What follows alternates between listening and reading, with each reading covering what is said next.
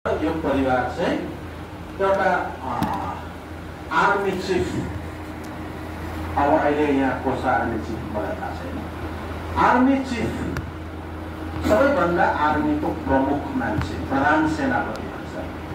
अनि यो मान्छे चाहिँ कस्तो मान्छे रहेछ भन्दा मान सम्मान पाएको, राजाबाट सम्मानित, राजाको दरबारमा सजिलै बस्न पाउने, राजाले पनि कदर गरेको मान्छे रहेछ। अनि त्यो मान्छे चाहिँ एउटा सुरवीर मान्छे। अनि त्यतिखेर सबैभन्दा यदि कसैलाई शक्तिशाली सम्झिँदै त्यो मान्छे बलवान शक्तिशाली मान्छे। अब मानिलिनुहोस् जसको घरमा चाहिँ नि 10 इकार के बस्छ त्यहाँनिर के लगेर गयो भने छ पासवर्डमा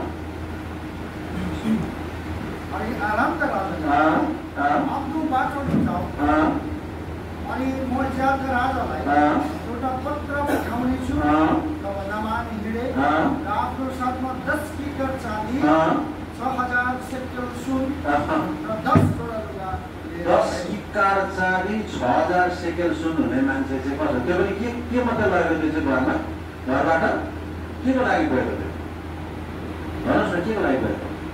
गिफ्ट क्या, उपहार, कोसेली लगेको नि।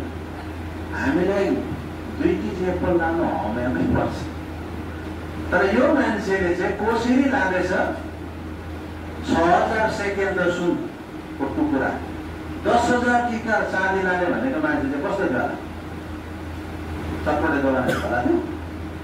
त्यो मान्छेको अथाह सम्पत्ति, यति साह्रो सम्पत्तिले भरपुर, मान सम्मानले भरपुर, शक्तिले भरपुर भएको एउटा मान्छे यहाँनिर। तर कस्तो अचम्मको कुरा, यो मान्छे यति साह्रो सम्पन्न, धनले, सम्मानले, शक्तिले सम्पन्न परिवार भए पनि नि त्यो मान्छे चाहिँ कोडी रहेछ क्या। कोड भनेर चाहिँ यस्तो रोग थियो त्यतिखेरमा कोडी भन्नु साथै मान्छेले नि त्यसलाई चाहिँ यति साह्रो घृणा गर्थ्यो, अछुत विराम थियो। त्यसको स्थान चाहिँ कुनै समाजमा हुँदैन, ऊ कुनै गाउँमा बस्न पाउँदैन। त्यो समय चाहिँ त्यसलाई चाहिँ अहिले हाम्रो कोरोना कालमा क्वारेन्टाइनमा राखेको जस्तै उसलाई चाहिँ एकान्तमा मुक्तवासमा लगेर राखिदियो।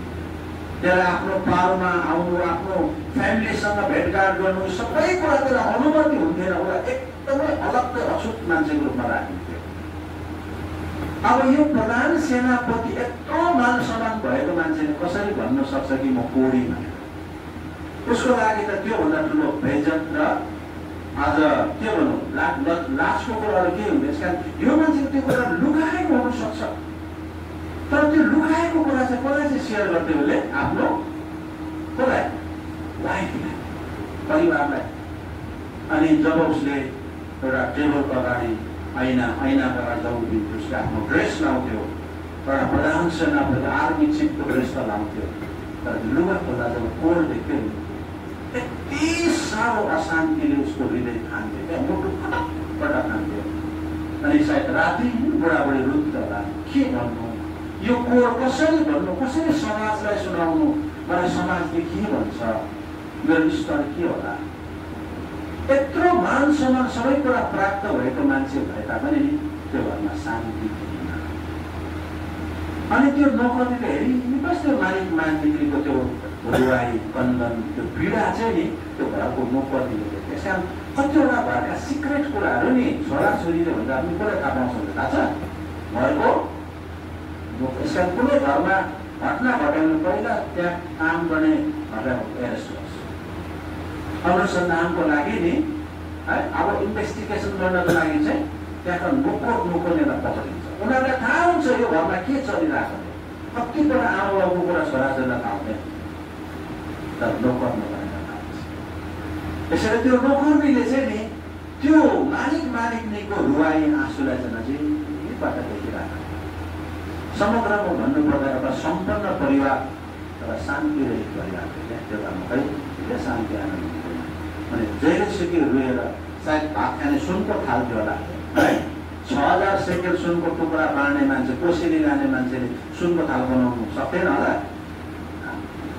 सबै कुराको सम्भव भएको मान्छे, तर उसको कोरबाट निको पार्ने उसमा कुनै ताकत थिएन। उसको न त सम्पत्तिले, न त उसको मान सम्मानले, न त उसको बलबुताले, न त राजाले, कसैले त उसको त्यो हल गर्ने नसक्ने एउटा समस्या बोकेर बसिरहेको लुकाएर एउटा सानो नोकरले त्यो पीडा त्यसैले आज उदाहरण है यो अघि मैले भने परमेश्वरले त्यो मूल्य तिरेर तयार गरेको मुक्ति नपाएको घरमा चाहिँ नि मान सम्मान धनले प्राप्त हुन्थ्यो घरमा साँचो शान्ति हुँदैन।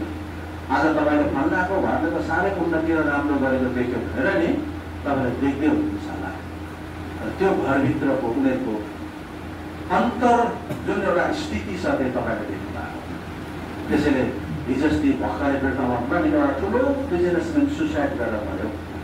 समाजसेवी उसको उ त 12-13 उसको संस्थामा उ त त्यसको हेड प्रेसिडेन्ट, उपकार संस्थाको प्रेसिडेन्ट, सोरुमको मालिक, जवान मान्छे करिबन है 50 वर्ष छेउछाउको मान्छेले नि भाताले बेला बुढी तल खाना खानु परिरहेछ गएर फ्यानमा भेटेर भयो। हिजो रिसेन्टली 15 दिन पनि भयो मोटामोटी।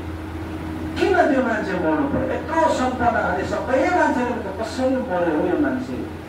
उसँग सबै कुरा थियो तर पनि मर्यो।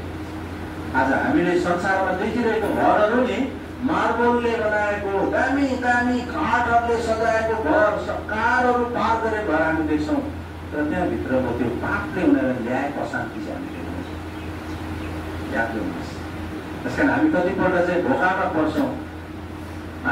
यति साह्रो उन्नति गरेर किनभने कति राम्रो खुसी होला संसारमा नि प्रिय हामीले देखिने खुसीहरू चाहिँ त्यसमा धोका हुन्छ। तपाईँले एउटा पढाइरहेको छ शैतानले हामीलाई छल्छ, शैतानले हामीलाई धोका दिन खोज्छ। अनि त्यसको लागि बुझ्नु चाहिँ एउटा कथा तपाईँले याद गरिराख्नुहोस्। स्याल र भालुको कथा क्या, मिट स्याल र भालु। स्याल भनेको चम्बु है, जम्बु मन्त्री। अन्त के गरेछ खन्यु खानु गएको पासो थापेर चाहिँ भालुलाई छापै स्याल भएछ। ट्याप्पै टालीको लिसोमा अब स्यालले कोसिस गर्दा पनि निस्किएन, हल्लिँदा पनि निस्किँदैन त। अनि भालु आएछ, ओहो मिचु के भन्नु भने यसो परबाट देखिहाले जम्मू मन्त्रीले बुद्धि लगाइहाले। अब यसलाई फसाएन भने मैले सिरै सक्दैन, मलाई पासो पऱ्यो भन्दा उसले त अब खोइ भनेर भागिहाल्छ। त्यो मरि हल्लिन थालेछ हो, कोही आहा आहा गर्न थालेछ। अरे मिचु आहा मिचु यस्तो मजा आइरहेको छ, के कुरा गर्नु, रिल्याक्स आउनुहोस् तपाईँलाई इच्छा छ। अब भालुलाई पनि जम्बू त्यो चौके स्यालको बुद्धि त याद भयो। अरूले के रमाइलो गर्नु, लु म पनि भनेर लु मलाई निकाल्नुहोस् त, निकालेर ट्याक्क टालेर एकपल्ट हल्लाएर काट्दिनु। भालु एकखेप त उभै गरे, अर्को देखेर कोही गर्नु थाल्यो। स्याल कहाँ भयो? वास्तवमा स्यालले एक्टिङ गरिरहेको तर त्यो वास्तवमा दुःख भयो। आज हामी संसारलाई हेऱ्यो भने शैतानले यसरी देखाइदिन्छ राम्रो भएको घर, सबैले सम्पन्न भएको हामी देखाइदिन्छ शैतानले। क्या के कमी छ त्यो अरूलाई त्यो घर पनि भन्छ। जुन घरमा उद्धार छैन,